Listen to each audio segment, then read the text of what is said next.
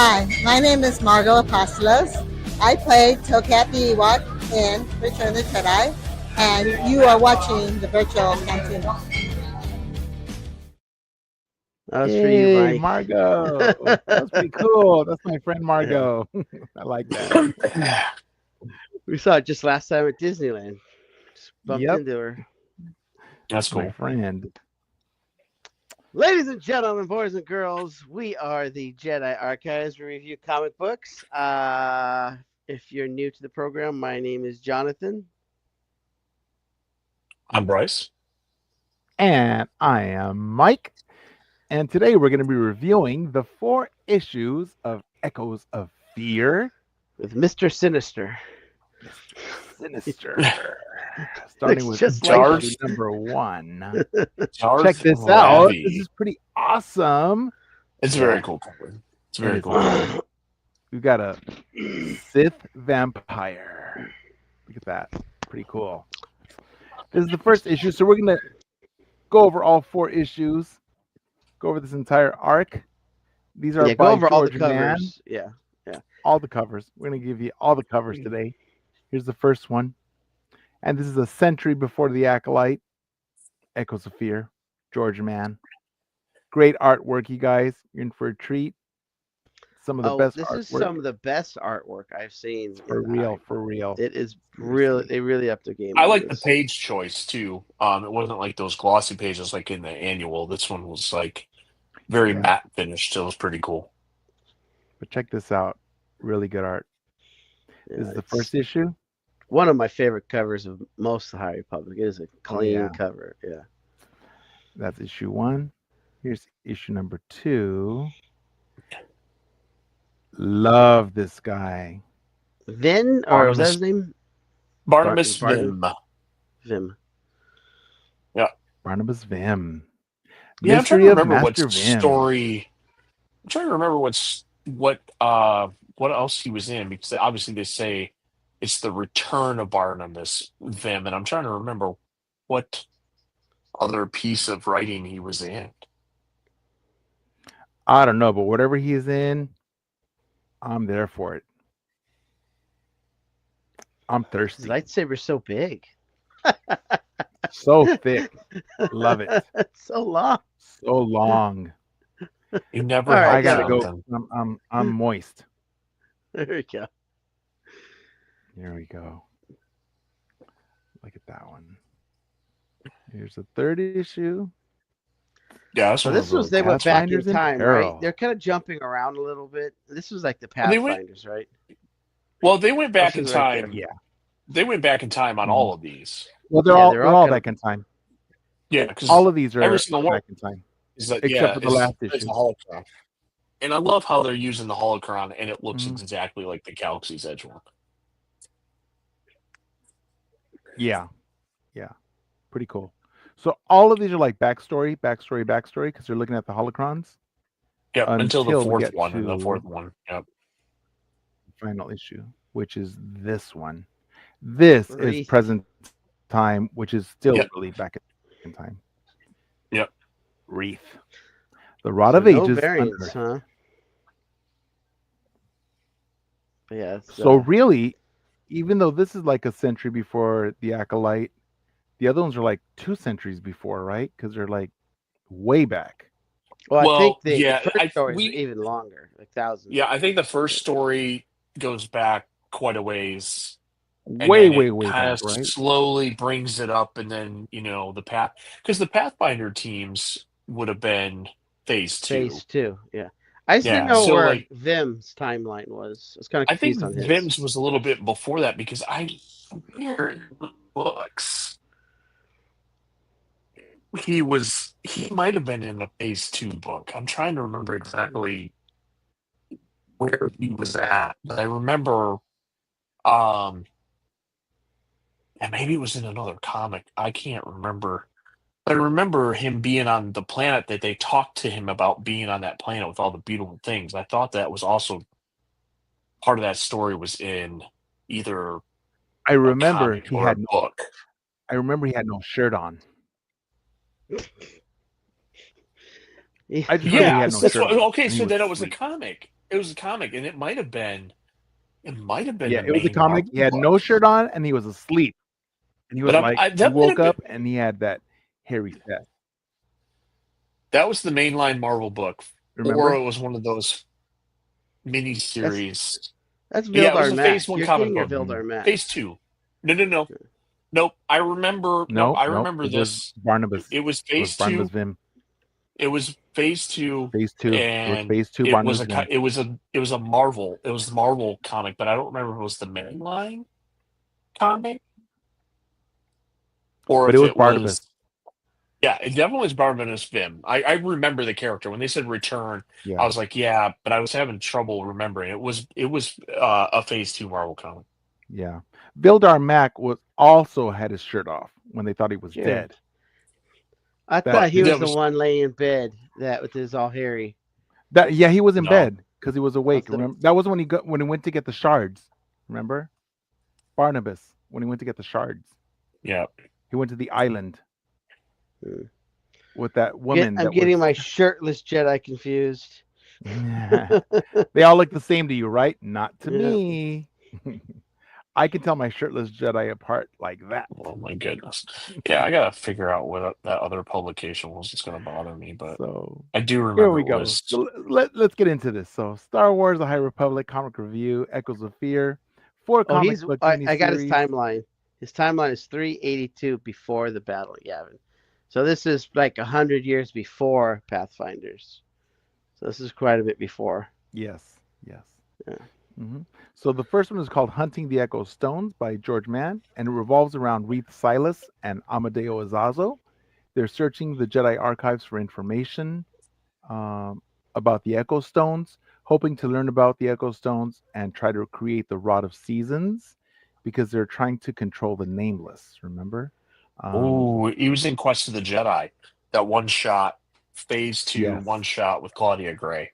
That's what it Mhm. was. Dang, And that was almost 2 years to the date that came out. That book. mhm. Wow. And in this first issue, they discover the holocron that's telling the tale of the ancient Sith Darth Ravi, who was consumed by the Echo Stone. I mean, literally consumed by it. Yeah, he just Yeah, I like this one because the Echo Stones almost like have an Infinity Stone aura, Mhm. right? Like you have to be of a certain conviction to even be able to hold one. Like you have to be of pure intent, I believe was the actual like phrase they said. And that's kind of like what Thanos was, right? Like it wasn't Mhm. just that, but Thanos had pure intent. Like what he was going to use the stones for never like deferred he was never deterred from that. Like I'm going to get them and then I'm going to snap my fingers and I'm going to correct the universe. That's what I'm going to do. Like he had pure intent. And that's kind of how I feel like these Echo Stones are too. Like your intent has to be pure or it will consume you. Just like we saw in Guardians of the Galaxy with the one girl that Right. grabs the Power Stone and she's consumed by it because yeah. Right. And that happens to Ravi. He gets consumed. Like I mean, the art in this book is very good. top notch. Top notch. tattoo worthy. I mean, it is good. The colors Yeah. and the waves, like it's top tier. I mean, going to this one is definitely it's probably one of my favorite Harry Potter books. Period. Just this one right here because the colors and the story did a really good job. Yeah. The line work, the artwork is just spectacular. And then we move on to the second one, where called The Mystery of Master Vim. And in this one, Jedi Knight Reith Silas and Jedi Padawan Amadeo Azazo delve deeper into the history of the Echo Stones. And in doing so, they unearth the epic tale of Jedi Master Barnabas Vim and his Padawan Vix Phonic as they try to recover an Echo Stone from the hands of the Jedi Wayfinder, who risks being seduced by the Force amplifying power. Yep. Now, and in this one, The Mystery of Master Vim, Reith and Amadeo continue exploring the holocrons, and they learn more about the Echo Stones. And this time they learn about the origins, about how they shattered the Echo Stone. Remember on that island? And where Yeah. that woman was being She was using the power, but she didn't realize how it was overtaking her and corrupting her. Um, and they learn about an old friend of Master Vim's, and who has garnered the Echo Stone for himself, and he's harnessing its power, right? And he seeks it and his friend to retrieve it, and just before he is never seen or heard from again. That was cool. Well, and I thought like the end of it was kind of cool. Is like he actually made it to the planet, which is Hmm. like atmospheric interference, whatever you want to call it. He was no longer able to communicate. So Yep. And it was kind of Let's like put when Luke makes it to Yavin, or I mean, to not to Yavin, Dagobah. to Dagobah, because there's a lot of interference to get to Dagobah. And his friend was expecting him too. yeah, And is it Planet X they're on? no. So that's the funny thing is like he and prior to this comic, Barnabas and because this is in Quest of the Jedi, is that both Barnabas and peace Lie were on the planet they mentioned in here, the Ancord. And that's where I believe he leaves her, is at that planet, and then he goes and searches. So I think his timeline is Quest of the Jedi is the first time we see him and his Padawan, and they're chasing down one of the Echo Stones, and then he leaves her, and then he goes to this other planet to find that Jedi that has that. And then he also has another stone in his possession because he takes two of them to the planet. You know who did go to Planet X was Obi-Wan when he was a Padawan of oh my gosh, of when he was the Padawan of Qui-Gon? Qui-Gon's, yes, when he was Qui-Gon's Padawan, and he was feeling all upset because Qui-Gon kept leaving him alone, and he felt like, man, he's not training me. What am I gonna do? And he was like left all alone, and he found the writing behind the. Remember? Do you remember that book? He found No, not at all. he was left inside. Yeah, it's in one of the novels, and he found some writing behind the. There was like this big dresser, and he moved it, and it was Orla Jareni had left. Was it a Legends book? No, no, no. It's a canon book because Orla Jareni had it's a High Republic book. Orla Jareni had left writing on the wall behind a dresser, and Obi-Wan had The old, seen it. but the book you're referring to is canon that Obi-Wan and Qui-Gon were at Planet X, Not Qui-Gon. where Obi-Wan. Obi-Wan was. Yes, Obi-Wan. Obi-Wan. So, it's a comic. It's not a book. So, in this comic series, Obi-Wan moves the dresser, and he sees where Orla Jareni had left writing when she was a Wayseeker, and he follows the map directions to go to Planet X. Because as well, since my master isn't here to train me, then he lets me alone to do my own stuff. And he goes into he takes a droid with him, and he goes into a starship, and he makes his way to Planet X. Oh, that was in the Obi-Wan miniseries. Yes, the Obi-Wan miniseries. Yes, a really good miniseries. Because that followed like different phases of. Yes. Yeah. Man, That's where he. it's been a hot minute since I've read that. It's a good one too, because he has his little like his teenage years where he starts like experimenting and making out with different people. His little teenage years. Little Obi-Wan. He's a little freak. Anyway, then we go on from issue number 2 to issue 3. Pathfinders in Peril. Jedi Knights Reith Silas and Jedi Padawan Amadeo Azazo. So the Pathfinders aboard the Peace Light take a Jedi team on a journey to search for Master Vim. They find the mysterious planet but are tasked with releasing the rod, but it was booby-trapped. thus allowing the fighting peoples to stop their feuding once and for all. They attempt to discover what happened to the famous Jedi Barnabas Vim, who went missing decades earlier, and whose fate appears inexorably tied to the mysterious Echo Stones. Pretty Did cool. they actually find what happened to Barnabas in this? I No, don't remember that. No. no, No. no, because They don't. this was this planet that they were on was a stop that he Not the had last made. It was stop. not the Yeah. final destination. Right. It was just a stop. But it had the Varovians because there was like a feud between the Varovians and they had been fighting. It was like a forever war, right? But Yeah. once they had the Jedi had stopped it, right? Well, it's kind of more like they found the rod, Right. and then the master was Cade. Mm-hmm. So that was his last. I think so. And didn't realize that the crystal where the rod was being held was like booby trapped, so the whole mountain came down, Upon essentially it. sealing it in. And so then that stopped the war because at that point there was quote unquote nothing to fight for. Right. Right. But they told him that a Jedi would be back. So the Varovians were expecting them. So then when the Jedi did come back in the final issue, which is issue number 4, the hunt for the Rod of Ages unearthed. In this final tale, Yes.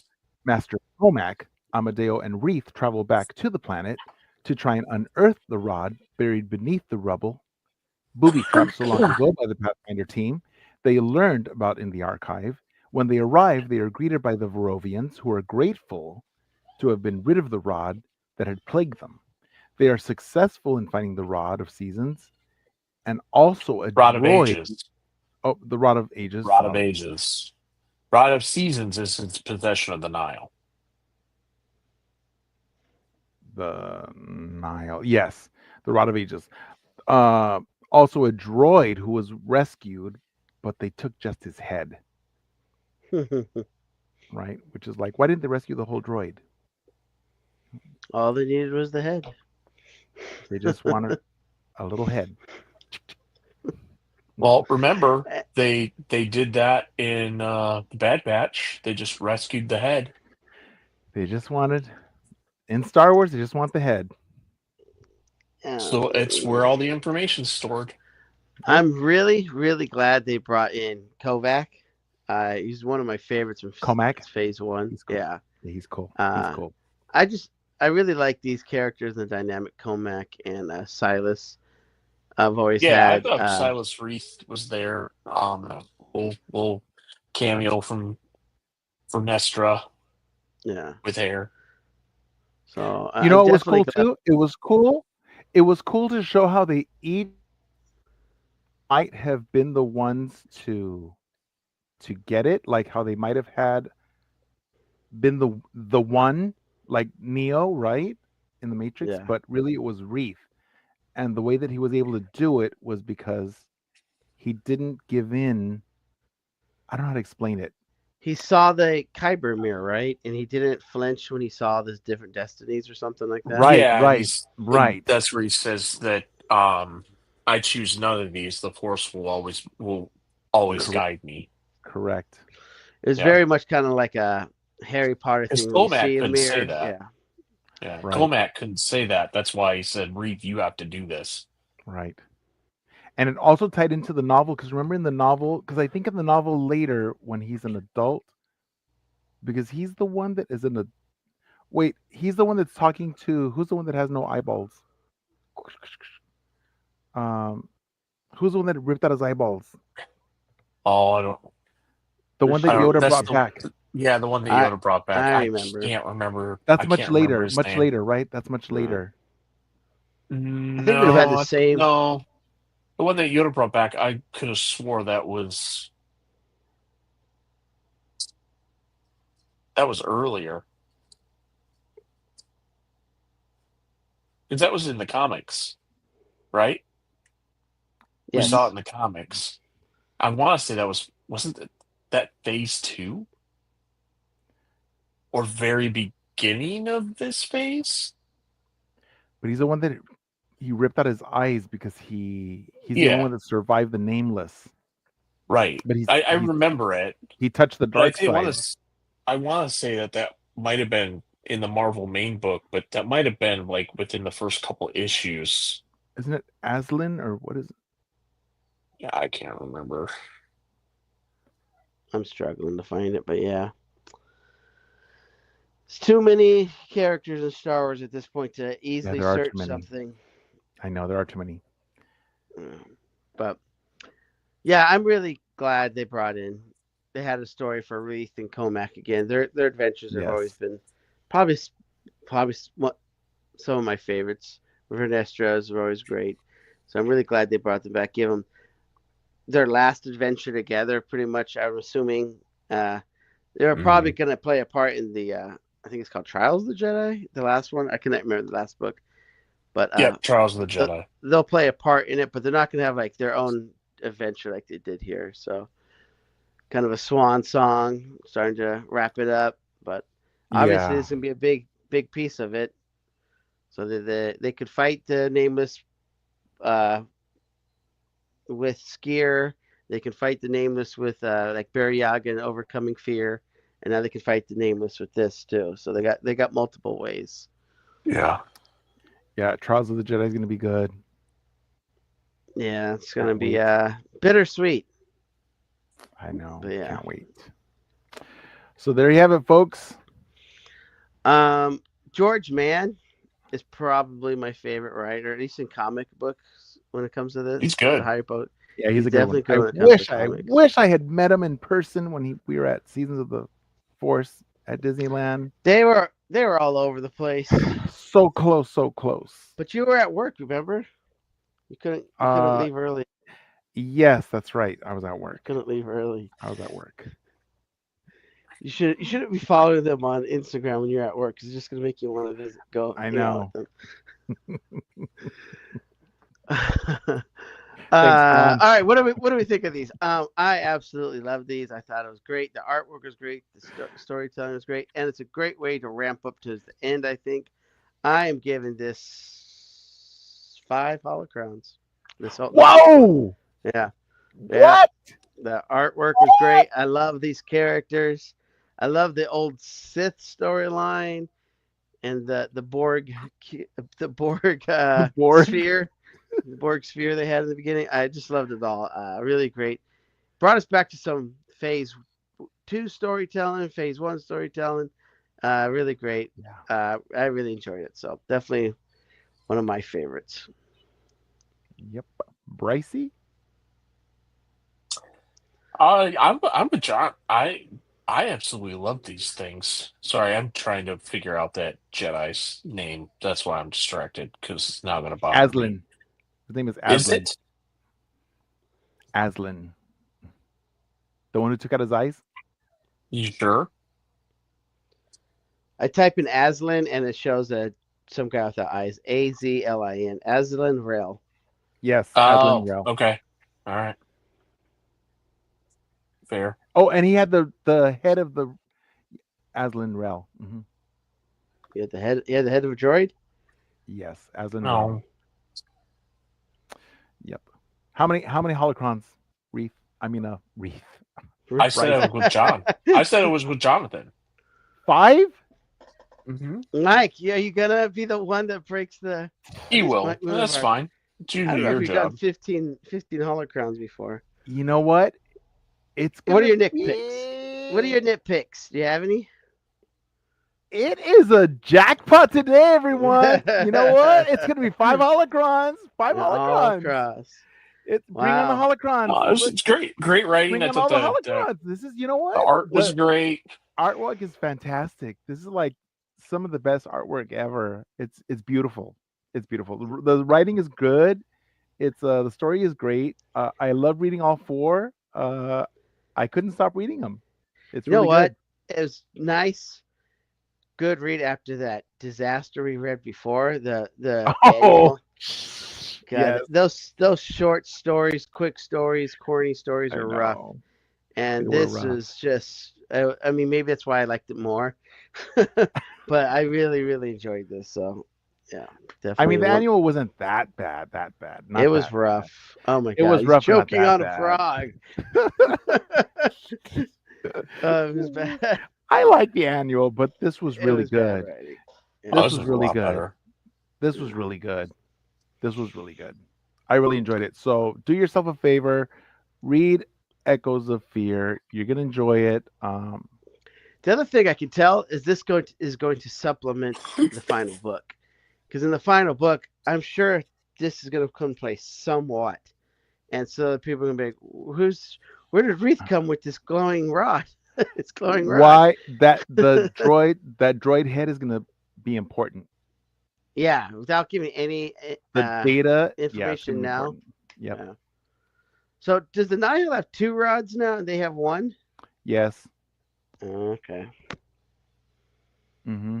I think always so. thought you assembled all the pieces to make 1 rod. I didn't know there's actually multiple different rods till this too. So it kind of caught me off guard. Yeah. All right. Let's pay some bills. Oh, let's do this one first. Hyperspace Props is the official sponsor of the Not So Virtual Cantina Special Edition in Japan. Pre-order your critics and cosplay props at www.hyperspaceprops.com. Use code NSVCSE for 10% off. As you're watching this, John and I are in Japan. Oh yeah, at we're gonna be in Japan. celebration. Yeah, this we'll be playing some Sabak probably. So it's gonna be fun. Let's start this one. Be sure you're following us on YouTube at Virtual Cantina Network, on Instagram at Virtual.Cantina Network, on X at Cantina Virtual, on Threads at Virtual.Cantina Network, on Hive at Virtual Cantina, and on TikTok, the TikTok at Virtual Cantina. And you know what? We need to add the website to that. Yeah. We'll have to get the website added to the ticker. Be sure you follow us. Oh yeah, we do. Japan 2025 Facebook page where it all started. So you can read all about one of our founders of the Virtual Cantina. We can read about all the team. About Jonathan, one of our founders. We can read about the whole team. All right. I guess final thoughts. I guess we already did that, right? All right. Thank you for watching. See you guys in a couple weeks. Bye-bye. Bye-bye. May the force be with you.